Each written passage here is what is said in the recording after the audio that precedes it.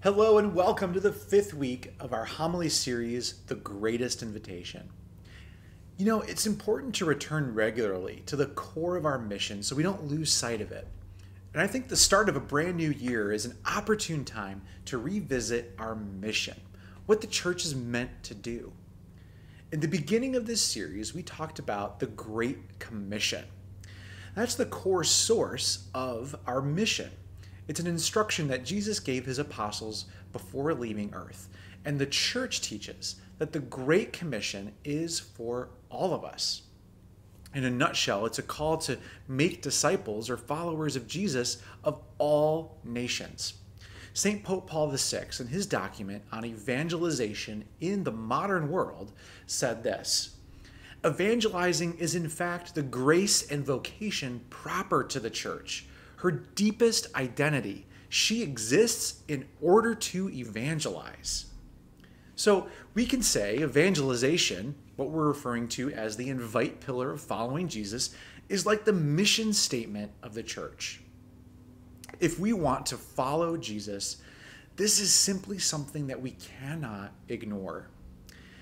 If we didn't evangelize or invite, it would be as if we're all like a ship's crew. We work on the ship, we come to the ship regularly, maintain the sails, swab the decks, remove the barnacles, but never actually sail the ship, which is what it's meant to do. Now, in the second reading this last weekend, St. Paul comes across as strongly convinced that spreading the gospel is critical for him personally. He says, "Woe to me if I do not preach the gospel. Although I am free in regard to all, I've made myself a slave to all so as to win over as many as possible. To the weak I became weak to win over the weak. I've become all things to all, to save at least some. All this I do for the sake of the gospel." Now, what I hear in this passage is that St. Paul has dedicated himself completely to win people over to life change through Jesus Christ, meeting people where they are. And to the degree that he says, "Woe to me if I don't do this."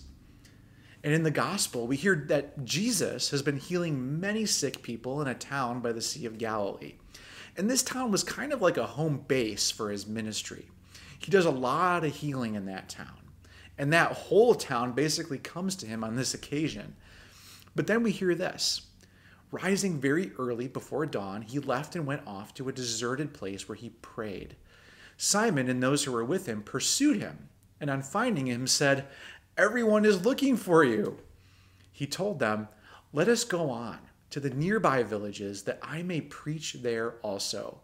For this purpose have I come." Jesus is in a familiar place in his home base, but he's clear on his purpose. He came to preach in the surrounding towns also.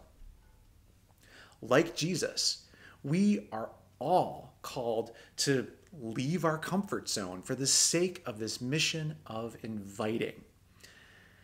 And coming back to our mission again and again and again is so important because over time we tend to lose focus. We tend to get distracted or put it off or tell ourselves that it's someone else's calling to invite. Like St. Paul and Jesus in these readings, we need to stay clear about our mission.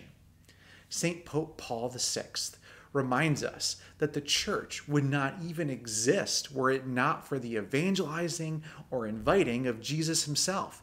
He says the church is born of the evangelizing activity of Jesus and the 12. She is the normal, desired, most immediate, and most visible fruit of this activity. So it's where we came from as a church. Last week, we looked at a practical tip for engaging with people disconnected from the church, using that SPEAK acronym. We also talked about the power of sharing our own personal story. These are some helpful practical steps to start working out that invite muscle of following Jesus. Here's another practical tip. We aren't alone in this mission. The church teaches that the Holy Spirit is the principal agent of our mission and leads us on that mission. So say a prayer today and ask the Holy Spirit to help you as you prepare to speak with someone disconnected from the church, or prepare your faith story, or invite someone to a church event. Ask for the help of the Holy Spirit. Well, thanks for continuing this journey with us. We'll see you back next week.